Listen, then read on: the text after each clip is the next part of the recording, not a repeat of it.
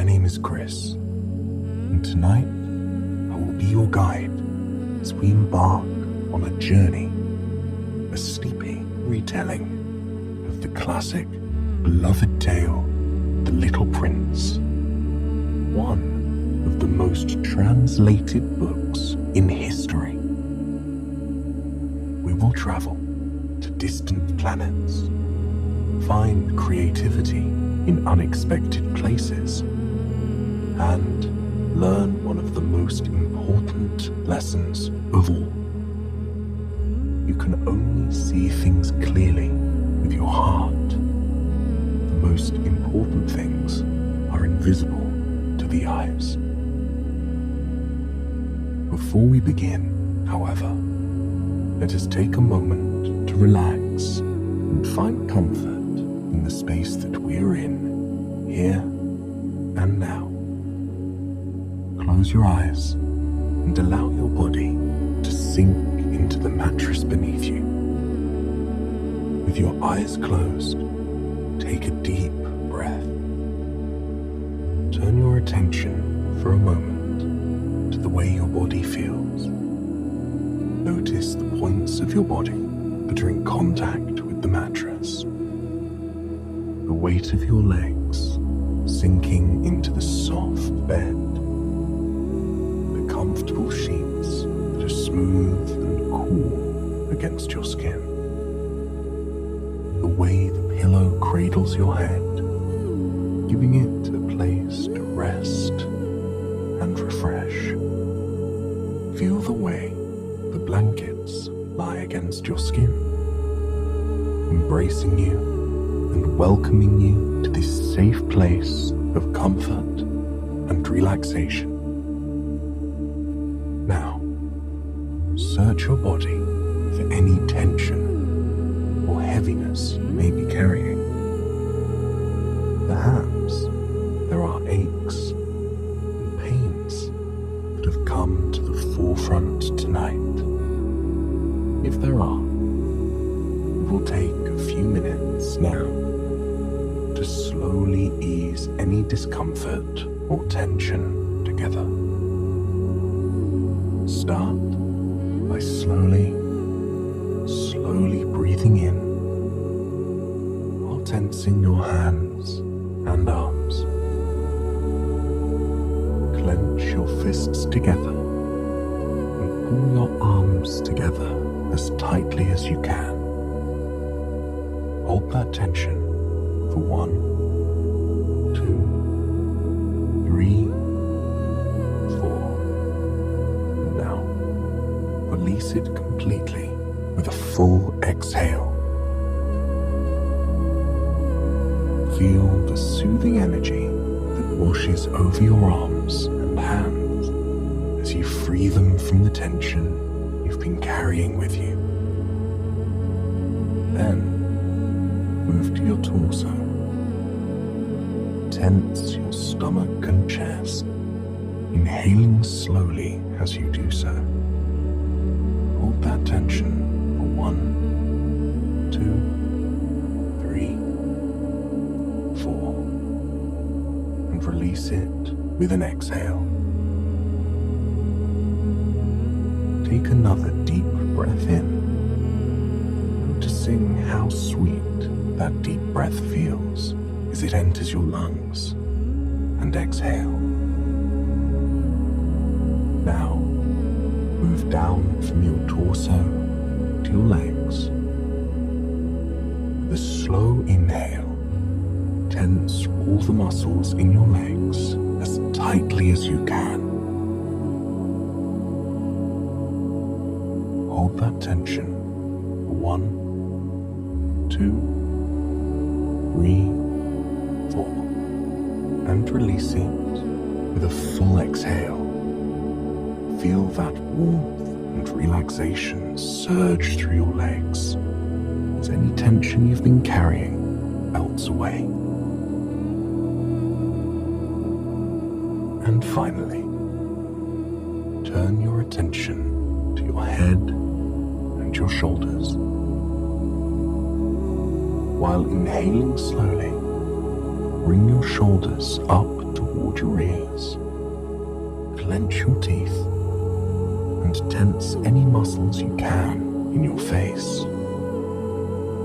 Hold your breath and feel that pressure building for 1, 2, 3, 4, until finally you release it completely. Feel a new sense of clarity, a new refreshing energy swirl over your head, freeing you of any weight you were carrying there.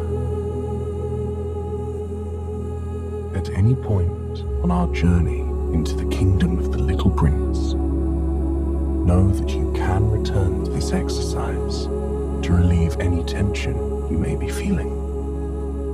It is something you can come back to at any time to calm you and ground you. Now that we have taken the time to find comfort in the space that we are in here and now, let us begin our story. When he was just 6 years old, a gifted boy decided to be an artist. His very first childhood drawing wasn't one of the sun or flowers or his parents. It was a picture of a boa constrictor digesting an elephant.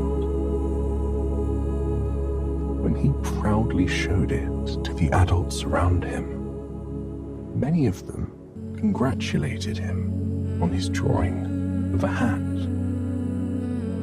Confused by their inability to recognize the story he was telling with his art, he moved on to drawing number 2, showing a cross-section of a boa constrictor with an elephant inside it.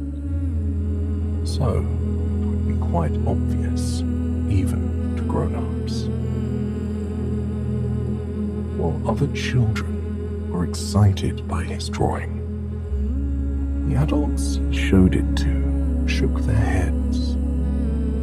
It was so tiresome for the children to be constantly explaining things to adults. They encouraged the young boy to give up drawing and the arts altogether. Why didn't he try focusing on geography, arithmetic, or grammar instead? So, instead of pursuing the arts, he turned his attention to becoming a pilot. At least then, he'd be able to soar high above the clouds and see the world from a whole new perspective. Because the one perspective he had that was unmoving was his perception of adults. Although claiming to be concerned with important things, these grown-ups were just too sensible for their own good. And to test this, he would show every adult he encountered his drawing number 1, and every adult that saw the drawing would, without fail, say that the drawing was of a hat. Hence, the boy knew they lacked true understanding, and that he could not talk to these adults about rainforests, or stars, or the random fanciful thoughts that made their way through his mind. Instead, he could only talk to them about sensible things, like politics and neckties. For quite some time, the pilot was lonely in this world of adults. But then, one fateful day, everything changed. Because on that day, he solemnly decided to embark on a solo journey. He hopped his own little plane and took to the skies. High above the world, he could often find a kind of peace that seemed impossible to reach on the ground. He loved sailing high above the cottony clouds, feeling the weight of gravity disappear beneath him as he lifted higher and higher into the heavens. He loved the way the golden sun reflected off the tops of the clouds, causing them to shimmer and shine in that breathtaking orange glow. He loved the way the world looked so small, yet so magical at the same time. He could see raging rivers be reduced to a lace of blue and turquoise, winding its way through the countryside. He could watch the mountains as they transformed from towering, otherworldly behemoths to craggy bumps rising up out of the earth, bringing with them a mosaic of greens and browns and tans. Looking out over the countryside as a whole was something that always took his breath away. He could see from those craggy mountain cliffs all the way to the sparkling sea in the distance that stretched on and on to the horizon. But on this fateful day, the pilot was flying somewhere that was, perhaps, even more remarkable. He took to the skies high above the Sahara Desert, one of the most isolated, desolate, and lonely places in the world. But up from the sky, it was also one of the most beautiful. The desert sand was a stunning array of colors and shapes. The sand was utterly smooth and without blemishes for miles on end, like an endless sea of calm. Then, out of nowhere, giant dunes seemed to reach up to kiss the baby blue sky.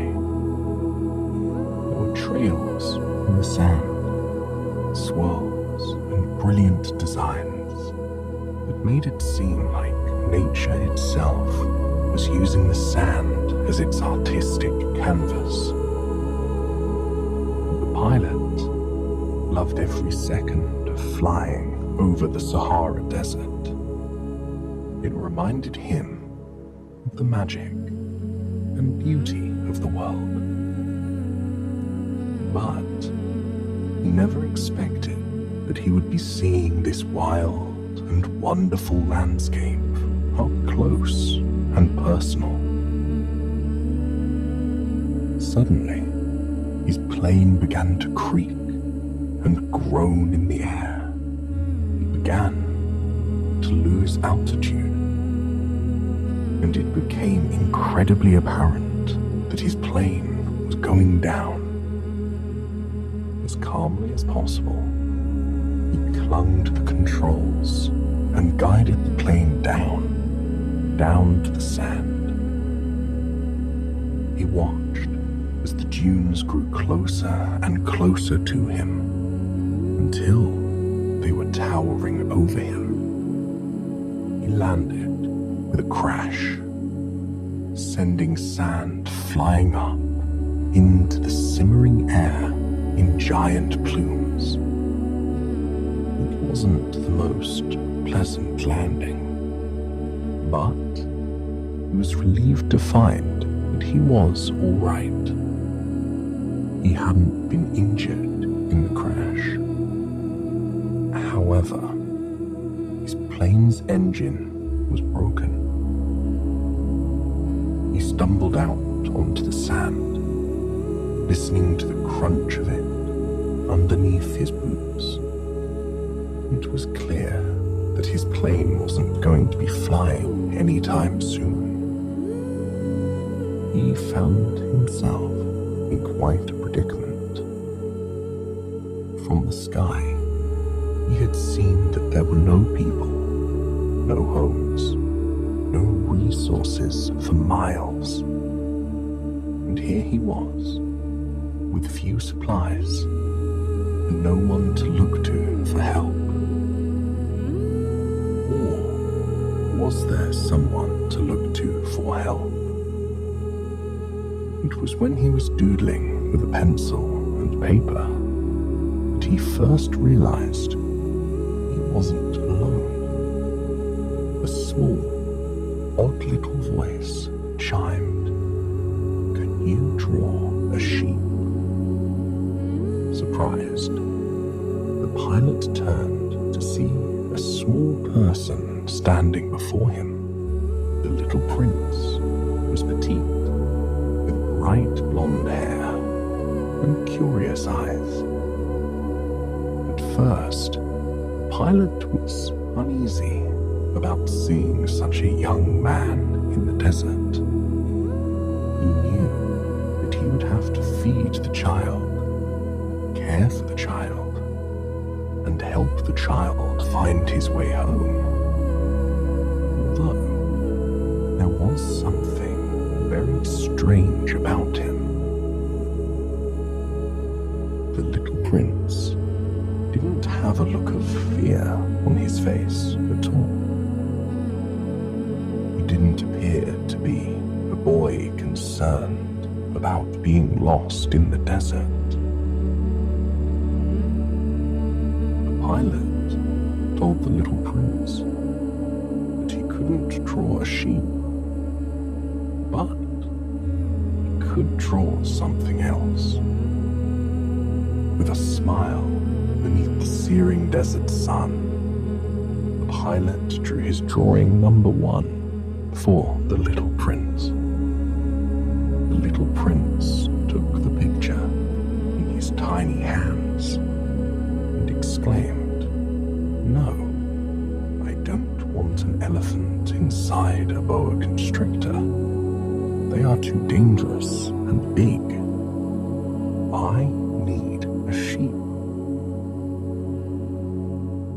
The pilot drew the little prince sheep after sheep after sheep. But the little prince rejected each drawing, saying it wasn't the sheep he was looking for. Finally, running out of patience, the pilot drew a picture of a box. With a smile, he handed the drawing to the little prince, telling him that the box contained the exact sheep that he was looking for. The little prince hugged the picture, overjoyed. It was exactly what he had been hoping for. He wondered aloud if the sheep would have enough grass to eat in his box. After all, the box the sheep was living in was quite small. But the pilot was much less concerned about the imaginary sheep in the imaginary box. He tried to ask the little prince where he came from, but the prince wasn't interested in answering questions. He was only interested in asking them. The little prince inspected the plane with childlike wonder, poking and prodding metal pieces, with a look of awe sparkling in his eyes. He asked the pilot what the purpose of the plane was. "It allows me to fly through the sky," pilot responded. A warm, comforted smile washed over the little prince's face. He was relieved to hear that he too came from the sky. He asked what planet he was from, much to the pilot's surprise. In turn, the pilot posed the same question to the little prince, wondering if that would explain his presence in the desert. But, strangely, the little prince didn't answer. Instead, he admired his drawing with a smile on his face, thanking the pilot once more for drawing him such a wonderful sheep. Do you want me to draw a post and a rope to the sheep so he doesn't get lost? The pilot asked. But the little prince just chuckled, telling him that his planet was so small that there was no way the sheep could get lost. That was the pilot's first clue about where this little boy had come from. After looking at some astronomy maps, he determined that the boy was from asteroid B612, a tiny asteroid that was discovered way back in 1909. But that is only a detail that matters to grown-ups, because the pilot knew that grown-ups can only understand facts and figures. They don't care about true and real qualities in things. They measure the beauty of things based on their age or their price. Everything else is lost to them. They don't see a sheep in a box on a tiny planet. They see a square on a piece of paper, searing under the sun of the Sahara Desert. The next few days proved to be some of the most interesting of the pilot's life. The little prince and the pilot spent all their time together, working on the plane and walking through the sand nearby. With each sunset they watched, and each sunrise that awakened them, they grew closer and closer together. And the pilot found out more and more about where this strange little boy came from. On the third day of their encounter, the little prince explained why he wanted the sheep in the first place. He wanted the sheep to eat the baobab seedlings that are sprouting on his planet. Baobabs are gigantic, beautiful trees with strong roots that weave their way through the soil.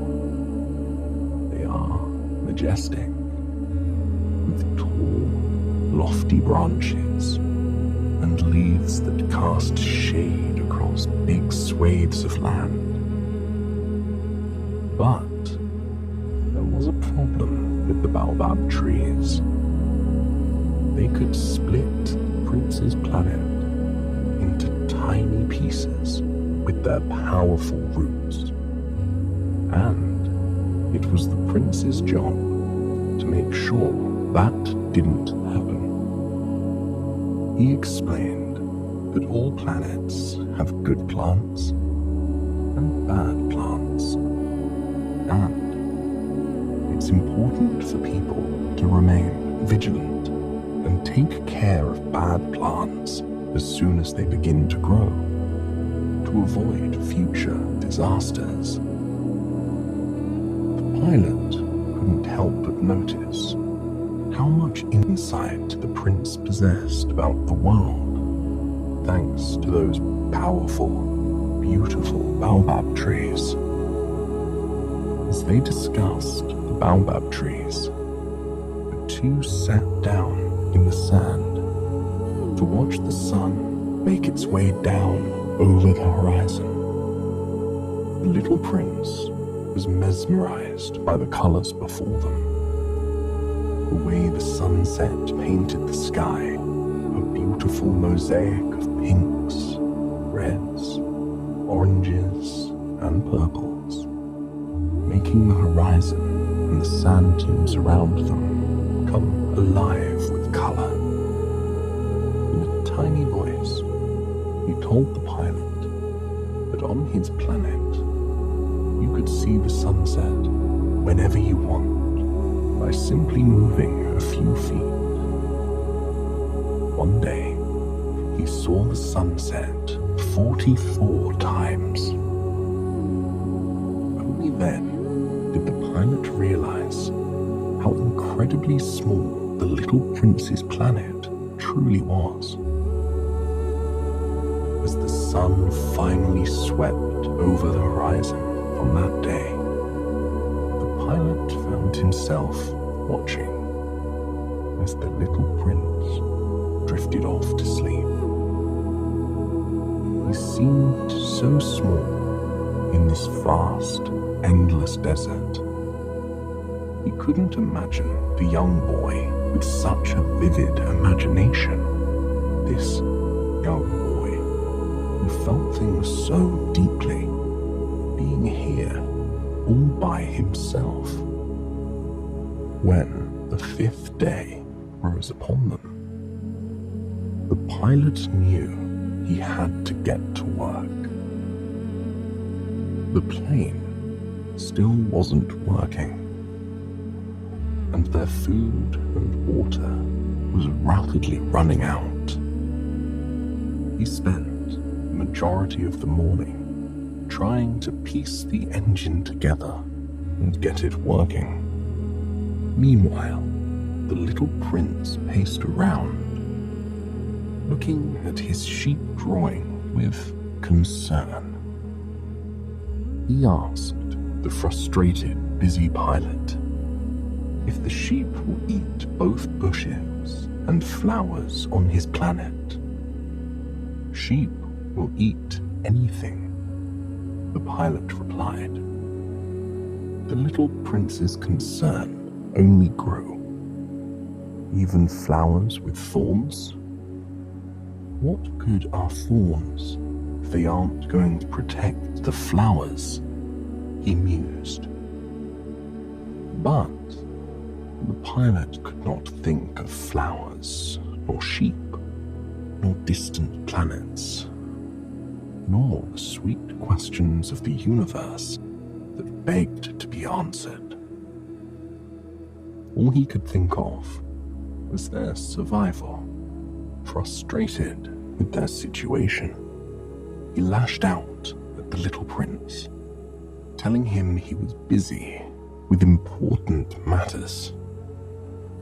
The little prince balled his tiny hands into fists, wounded and angry. Important matters? You're acting like a grown-up, he declared. If someone loves a flower, of which just one example exists among all the millions and millions of stars, that is enough to make him happy. When he looks at the stars, he tells himself, my flower is up there somewhere. But if the sheep eats the flower, then for him, it is as if suddenly all the stars went out. And that isn't important. The pilot stopped working on the plane. The words washed over him in a powerful wave. And immediately after, the little prince began to sob. The pilot glided to his side and took the young boy in his arms, comforting him. Getting out of the desert was, indeed, important. But his new friend's happiness was the most important matter of all. After all they had in the world right now was each other and the stories shared between them. The flower will be just fine, I promise, the pilot whispered, soothing his young companion.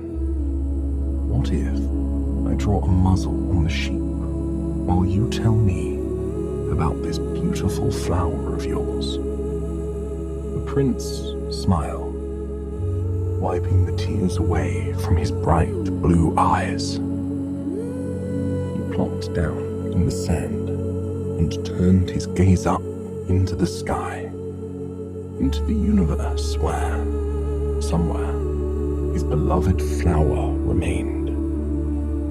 One day, he explained, he discovered a new plant sprouting on his planet. At first, he feared it may be a new type of baobab.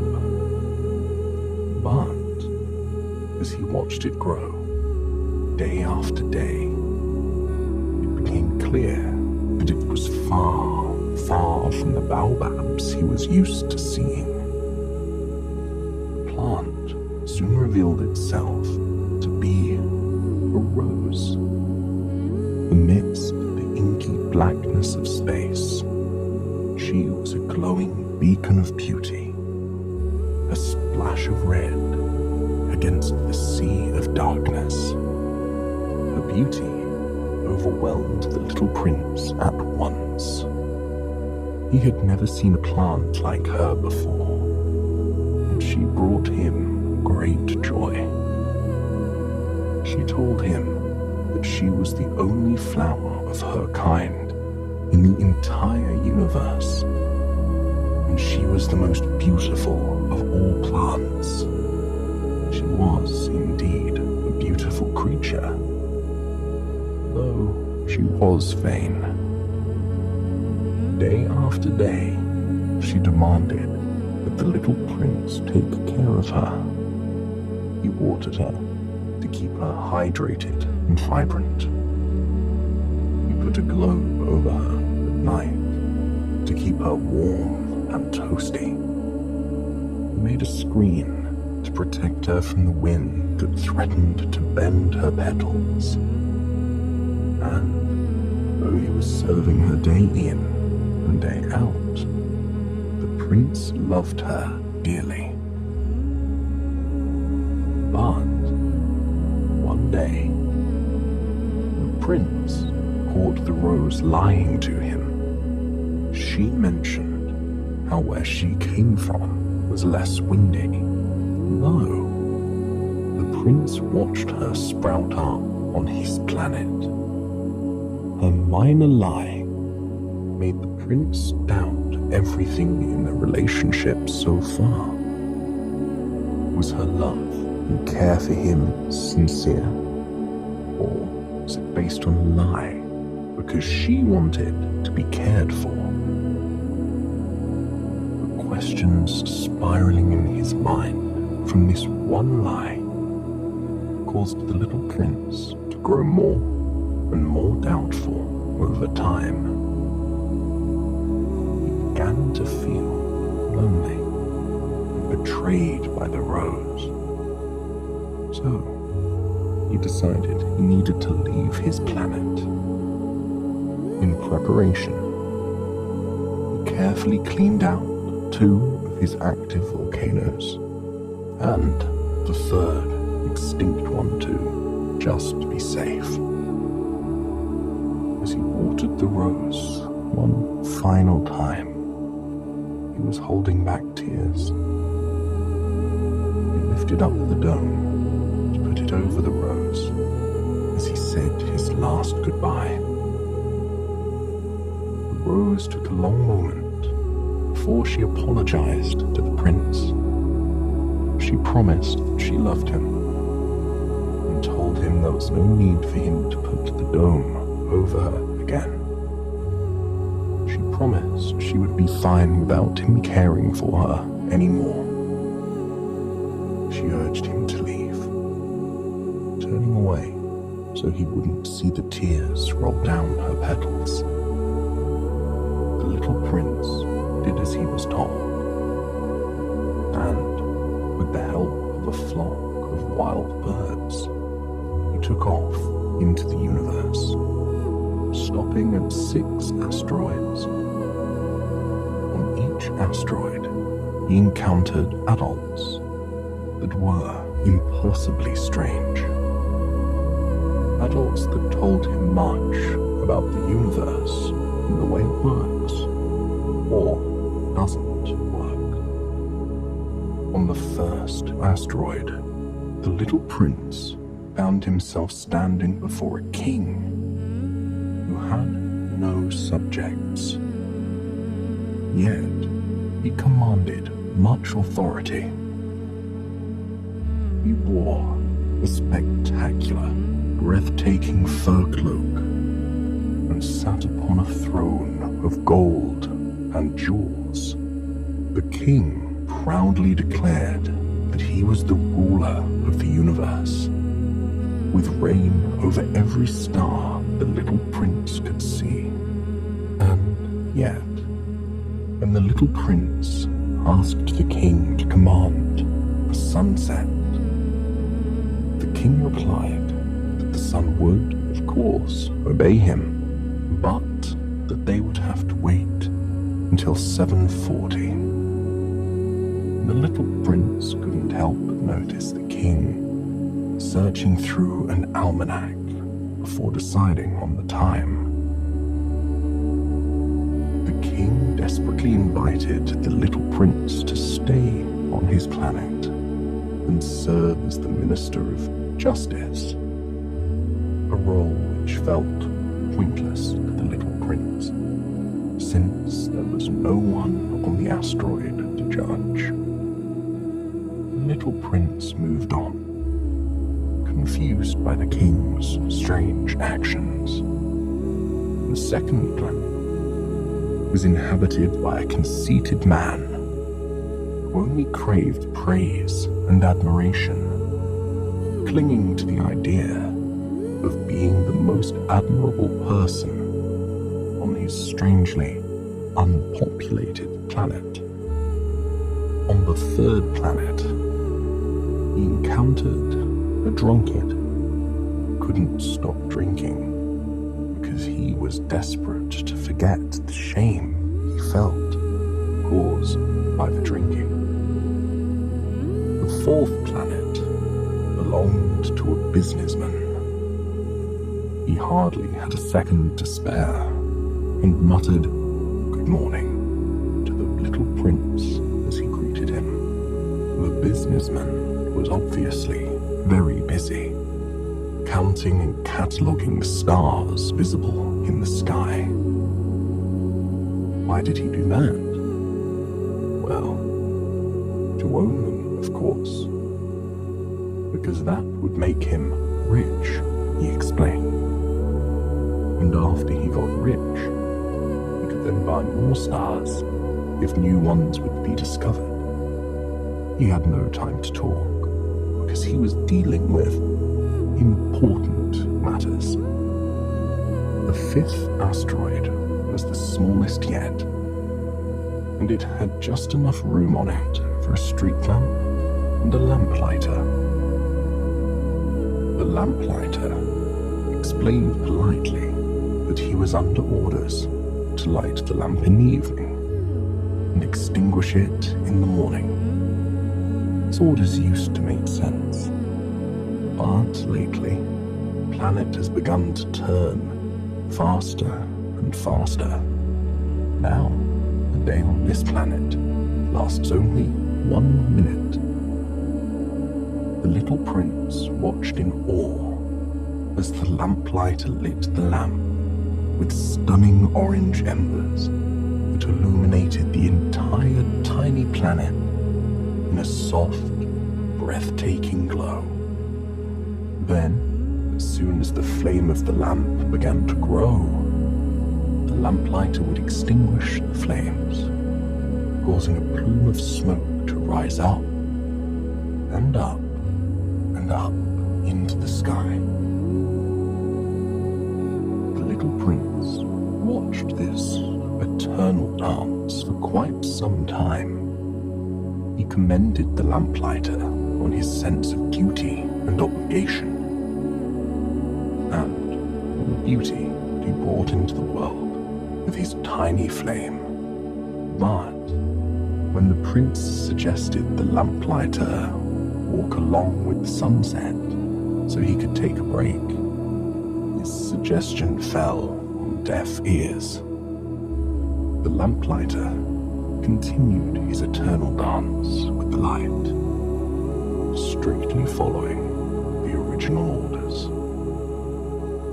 The little prince was sad to leave the lamplighter, whom he had grown so fond of, and as many as 1,440 potential sunsets a day. But there were other places to explore. The sixth planet was vast, maybe even 10 times bigger than the previous. An elderly geographer greeted the little prince from behind a stately desk, hoping that the visitor might be an explorer. The little prince was very excited and inquired about the oceans or mountains adorning this vast planet. Surprisingly, the geographer had no knowledge of them, since he was not, strictly speaking, an explorer. So he never went anywhere or saw any of the things he was supposed to record. And since the geographer was very interested in the geography of the little prince's planet, the boy told him about his 3 volcanoes and baobabs and his precious rose. "I have no interest in roses," the geographer said. "They are ephemeral. They disappear quickly. My rose is ephemeral," the little prince muttered, "and she is all alone in the world, with only 4 thorns to defend herself." After a sharp pang of regret, the little prince gathered his courage once more, and, on the cartographer's recommendation, decided to visit planet Earth, perhaps the most puzzling of all the places he explored. He found himself in the desert, with no one around for miles. He thought that he found himself on an uninhabited planet, much like his own. But soon, the little prince encountered a yellow snake that claimed to have the power to return him to his home, if he ever wished to return. He was not sure about the proposal, so he traveled across the desert, searching for people. In the desert, he came across a desert flower with 3 petals. She once saw a caravan, so she told the prince that there were very few people on Earth, maybe 6 or 7 in total, and that they had no roots. They journeyed wherever the wind took them, which made life incredibly challenging for them. The prince scoured the vast, desolate landscape in search of people, in search of more. followed a dirt road that wound through the desert one day. As he walked along the dirt path, listening to the crunch of the ground beneath his feet, a flash of green and red came into view more and more. As he grew closer, the unmistakable smell of fresh flowers washed over him. He was standing before a rose garden that stretched as far as the eye could see. He had once thought that his beloved Rose was unique, that no other like her existed in the entire universe. And now, he could see that wasn't true. The little prince was devastated. He lay down in the grass of the garden and began to cry. As he cried, a little fox appeared, still upset over finding out that his beloved Rose was just ordinary. The prince asked the fox if he would play with him. "First, you need to tame me," the fox replied. He explained to the little prince that taming means to establish ties. At the moment, the fox and the little prince meant nothing to one another. But if the little prince were to tame the fox, they would be connected and need each other. They would be unique and special to one another. They would maybe share a friendship. The fox told the little prince that if he tamed him, he would have footsteps to look forward to, rather than to run away from. The golden wheat fields would fill the fox with glee, because it would remind him of the beautiful golden hair of his friend. Over time, the little prince gradually tamed the fox, and came to realize that a certain flower had tamed him.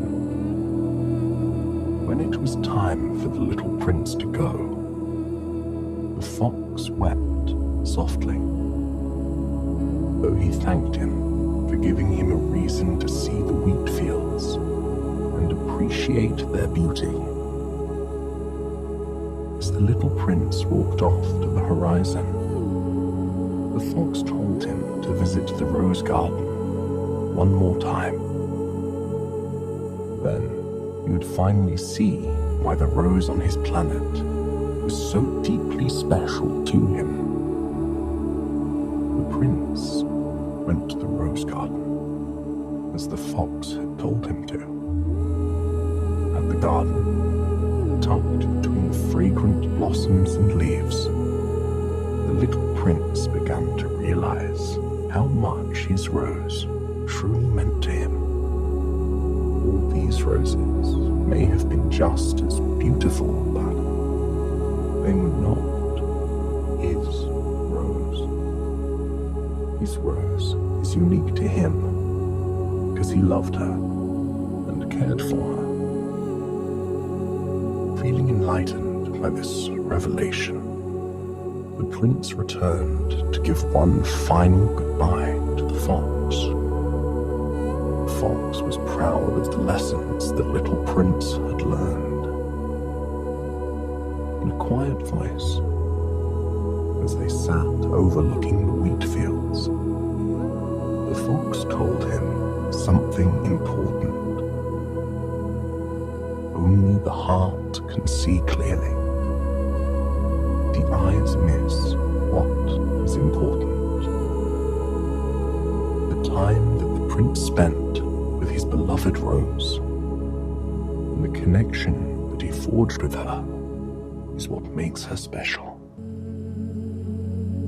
I hope you've enjoyed this story, and it has brought you a night of peaceful, relaxing sleep. Please, join me again tomorrow for another sleep story. Till then, sweet dreams.